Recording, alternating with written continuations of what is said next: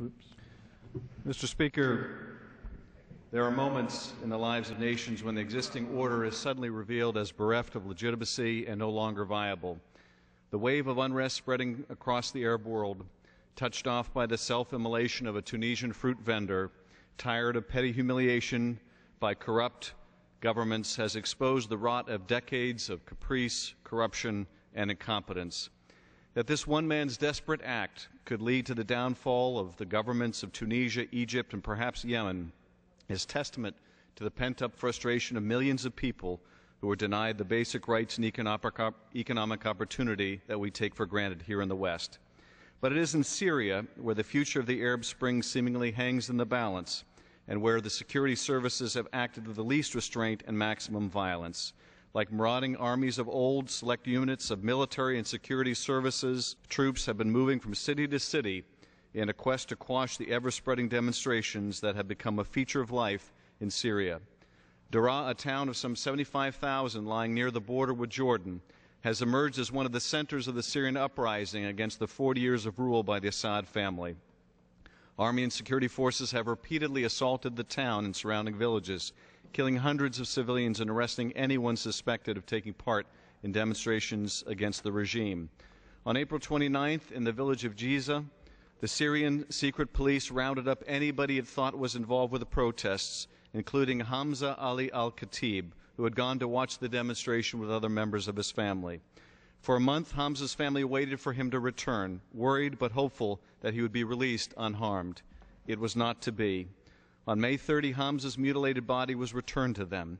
He had been tortured, subjected to repeated electric shocks, and whipped with cables.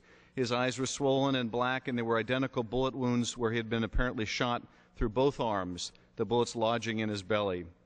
On Hamza's chest was a deep, dark burn mark. His neck was broken, and parts of his body were cut off. Hamza Ali al-Khatib was 13 years old. Video of the boy's shattered body has been seen by millions on television and the internet. Hamza, like the Tunisian fruit vendor who set himself alight, has become a symbol to his countrymen and the world of the depravity and illegitimacy of a regime that would torture its own children to death. Our ability to bring additional economic pressure on Syria is limited. Its economy is already under immense strain. It is small, weak, and isolated.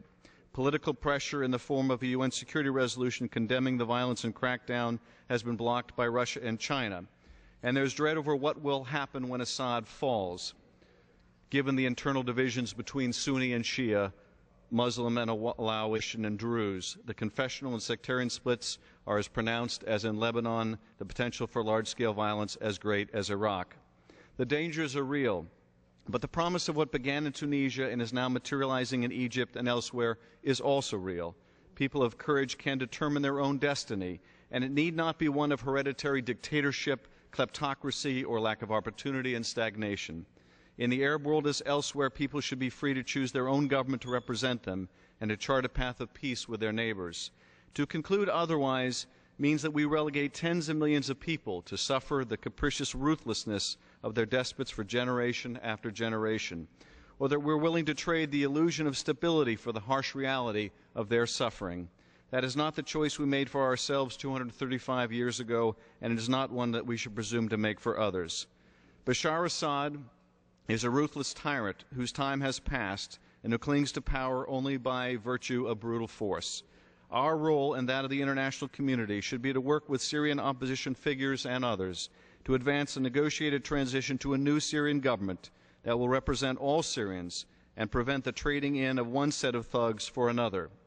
The Arab Spring cannot be allowed to fail because of brutal repression, the specter of religious fanaticism, a fear of the unknown, or the cynicism born of unmet expectations.